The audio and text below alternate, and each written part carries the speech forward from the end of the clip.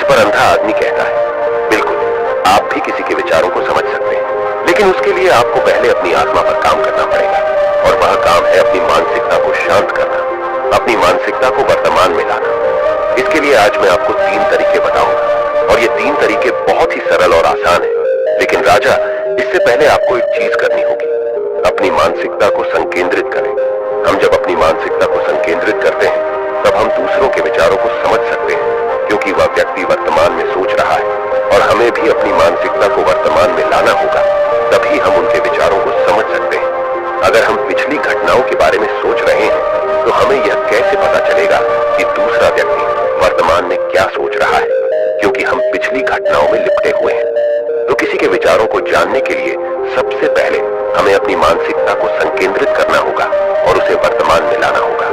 उसके बाद ये व्यक्ति राजा से कहता है, राजा, मैं जरूर 3 तरीकों को बताऊंगा जिनसे आप किसी के विचारों को आसानी से समझ सकते हैं। इसके बाद अंधा राजा से कहता है, राजा, पहला तरीका है आंखों पर ध्यान देना। किसी से बात करते समय सबसे महत्वपूर्ण यह है कि हम उसकी आंखों में देखें, क्योंकि आंखें बोलती नहीं, लेकिन वह बहुत कुछ कहती हैं।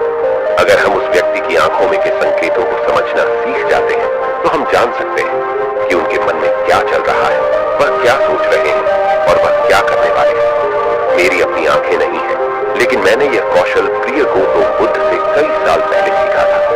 वह मेरे शिक्षक और मार्गदर्शक थे। उस समय मेरी आंखें थीं और मैं सिर्फ उनकी आंखों के माध्यम से लोगों के विचारों को समझ सकता था। इसीलिए अगर आप भी दूसरों के विचार जानना चाहते हैं, तो आपको उनकी आंखों पर ध्यान केंद्रित करना चाहिए, जैसे कि उनकी निगाह वह कहां देख रहे हैं और किस दिशा में है। अगर जब आप उनसे बात कर रहे होते हैं, उनकी आंखें इधर उधर घूम रही हो, तो यह मतलब है कि वे बातचीत से बचने का तरीका ढूंढ रहे हैं और कोई शायद झूठ बोल रहा हो। अगर व्यक्ति सीधे नजर से टकरा रहा है, तो यह मतलब है कि उसका डर है कि उनका झूठ प्रकट हो सकता है और लोग सच्चाई को जान लेंगे। लेकिन अगर उनकी आंखें बिना हिले आपको देख रही हैं, तो वह शायद ईमानदार हो सकते हैं और उन्हें आपसे बात करना और अपने विचार साझा करना है। इसके अलावा देखें कि उनकी भौं कैसे हिल रही है। अगर वह दूसरी ओर देखते हुए उनकी भौं नीचे जाती है, तो वह शायद कुछ सोच रहे हैं या किसी अन्य चीज के बारे में चिंतित है। अगर उनकी भौं ऊपर जाती है और उनकी आंखें बड़ी हो जाती हैं, तो वह आश्चर्यित या जिज्ञासु हो सकते हैं जिन्हें आपके विचारों के बारे में। यहाँ तक कि देखें कि उनकी पूंजी इतनी बड़ी या छोटी है। पूंजी आंख का काला हिस्सा होती है। अगर पूंजी बड़ी होती है, तो यह मतलब है कि वह आपको पसंद करते हैं या आपके कहे को पसंद कर रहे हैं। वह उत्साहित या खुश है।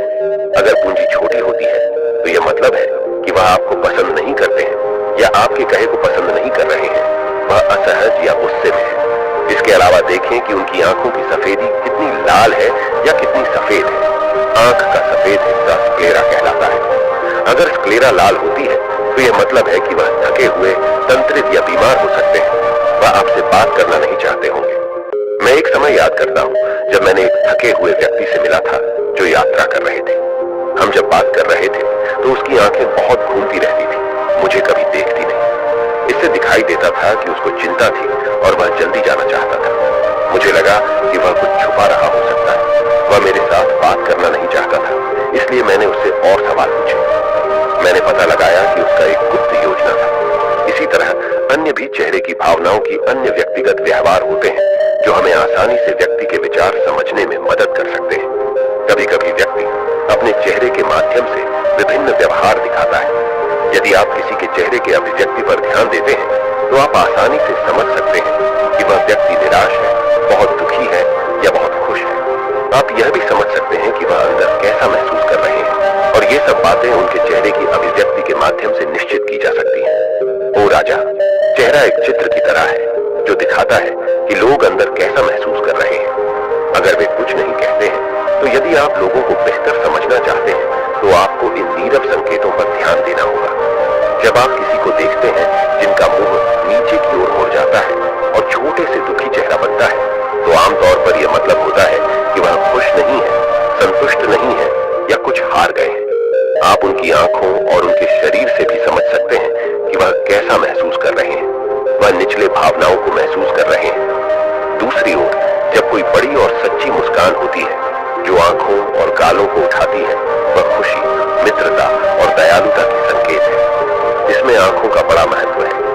जब वे छोटी और चमकीली होती है तो आप सुनिश्चित हो सकते हैं कि मुस्कान सच्ची है। देखें किसी व्यक्ति की भ्रूणी की जगह जहां त्वचा गहरी होती है और ढीली होती है, जब यह गहरी और तंग होती है तो यह अक्सर मतलब होता है कि वे उलझे हुए हैं, महसूस कर रहे हैं, कुछ कठिन या नई चीज को समझने की कोशिश कर रहे हैं।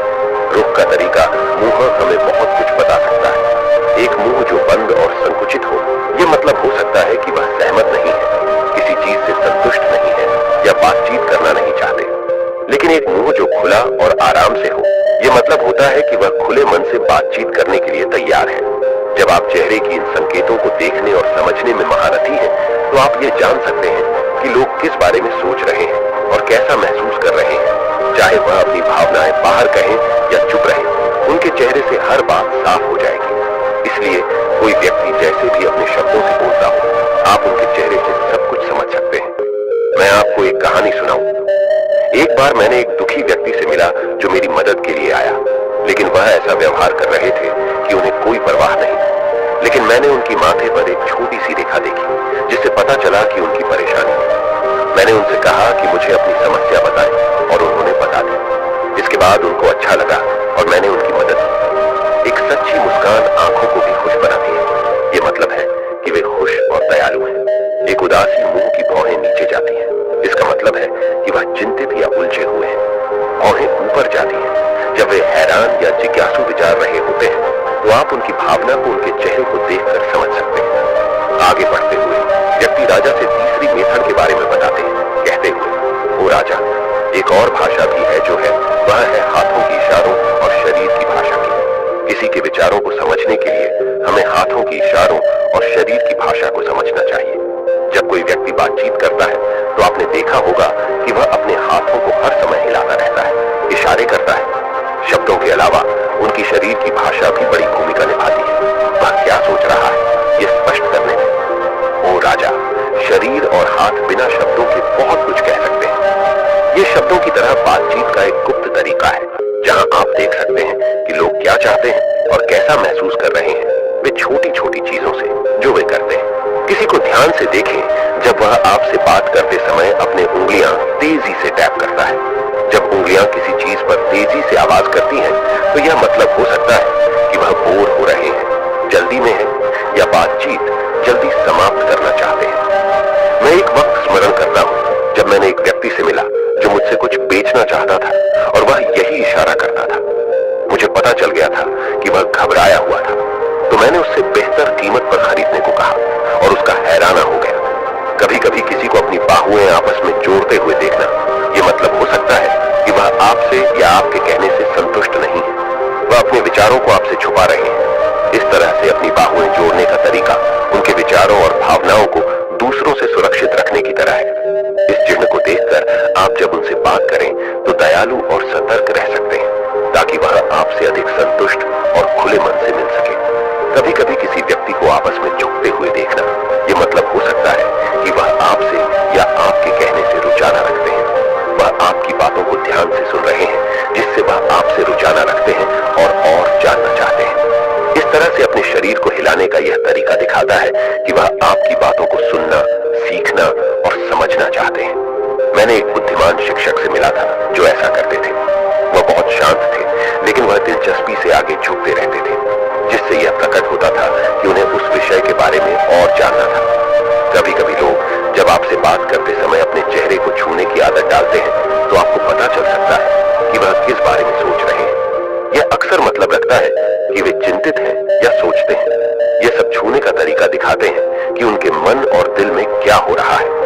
दूसरों की शरीर और हाथों से सही से समझने के लिए आपको धैर्य रखना पड़ता है, सावधानी से देखना पड़ता है और उन बातों को सराहना करनी पड़ती है जो वे नहीं कहते। ये छोटी पर महत्वपूर्ण संकेत, जैसे कि एक शांत पुस्तक, आपको उन भावनाओं और विचारों को दिखाते हैं जो उनमें छुपे हुए हैं और आपको उनसे बेहतर जुड़ने में मदद करते हैं। अगर हम इन 3 तरीकों पर ध्यान देते हैं और उन्हें सही से समझते हैं, तो हम तेजी से पता लगा सकते हैं कि किसी के मन में क्या चल रहा है, वह हमारी बातों को कितनी ध्यान से सुन रहे हैं और उनके मन में क्या हो रहा है।